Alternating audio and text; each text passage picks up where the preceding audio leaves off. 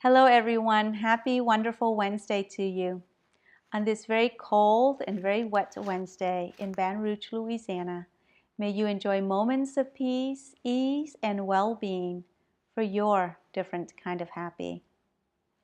Today I want to share with you the opportunity to handle uncertainties as it relates to living in connection to your higher guide or your higher voice.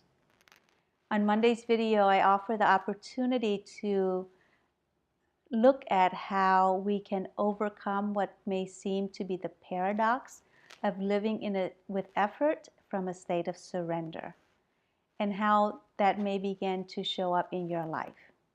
And so maybe you decide that you do want to live in more of a state of surrender.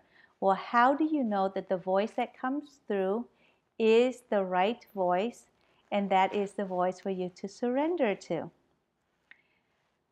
What I would like to share is, first, know that right now your ability to listen to your higher guide may not be a skill that is well honed because you haven't had much practice. So that muscle is weak. But with practice, you will get better and better at listening to your inner voice, your intuition, your higher consciousness, whatever it is you want to call it. But as you practice, that muscle gets better, that skill gets better, and you will be able to discern more clearly as to whether it's the voice of your inner guide or just a whole bunch of crazy, restless thoughts that are churning in your head. Okay? And like I said before, my feeble, the only way to get better is to start right where you are. Okay?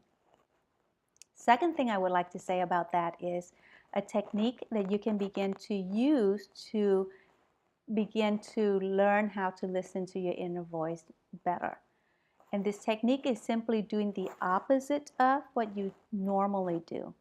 So if your normal tendency or habitual habit is to fight, to argue with, to analyze, to judge, then maybe your opportunity in terms of listening to your inner guide is to, as soon as the thought comes up, trust, relax, surrender, and go do that thing without over-analyzing it, without making sure that all the angles have been looked at, without making sure that the outcome is going to be exactly the way you want it.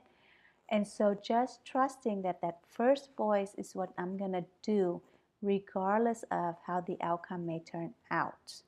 Of course, we're very mindful about not hurting other people and not lying, not stealing, and all those things, but just doing the opposite of what you normally do.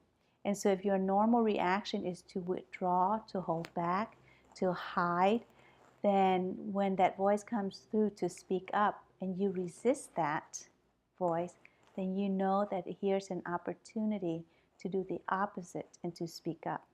Even if speaking up means, let me think about it, if you're not comfortable with giving a direct no, let me think about it will at least give you the ability to speak up. And then later you can come back and give your final answer. Or if your tendency is to withdraw and don't say anything, at least when you notice yourself doing that, because that's resistance from what is best in the moment, then you can at least say, I want to withdraw right now, but I'll come back. And by saying I'll come back, you are then committing yourself to coming back, which means you'll come back and you'll have something to say, which will over time begin to build your habit of learning to speak up instead of withdrawing. The other technique that you can consider doing is to know what it is that's most important in your life. So let's say right now you're stressed out and you're frustrated and you don't know where one thing is, and there's still 10 other things that need to be done. So there's a lot going on. And the most important thing for you right now is to experience peace. So when an opportunity comes up, you can stop and ask yourself, let's say I want peace. If peace is what I want in the moment, how would peace answer this situation? How would peace respond to this situation? How would peace take care of this moment? And by that simple question, you'll begin to listen more and more to your inner voice that does want you to have peace, and listening to it to guide you to make a decision in that moment. And the last thing I will say about this living with uncertainty as you want to go deeper into that state of surrender is to let go of the idea that if something doesn't work out, then it's a failure. And success only means that something works out the way you think it should work out. The reality is the greatest success actually comes after having experienced some failure. Okay? That may be the groundwork that is needed to give me feedback. Oh, that way is not the way I want to go. I have received really important feedback that I like it this way. And so let go of the idea of success and failure and experiment with your life and see what shows up as more in tune of how you want to live and who you want to be. And that's why I end my videos with go forth and explore. Begin to look at options. Don't be stuck in a rut as to it has to be this way or that way. Explore your options and experiment, try it out, try this way out, try that way out, so that you can receive the experience from your own life as to what is right and true for you, as to what moves you more in the direction of how you want to be and how you want to live.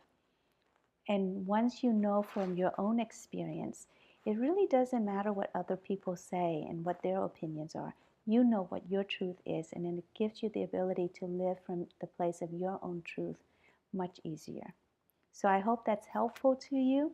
Again, go forth, explore, experiment, and experience for your own different kind of happy.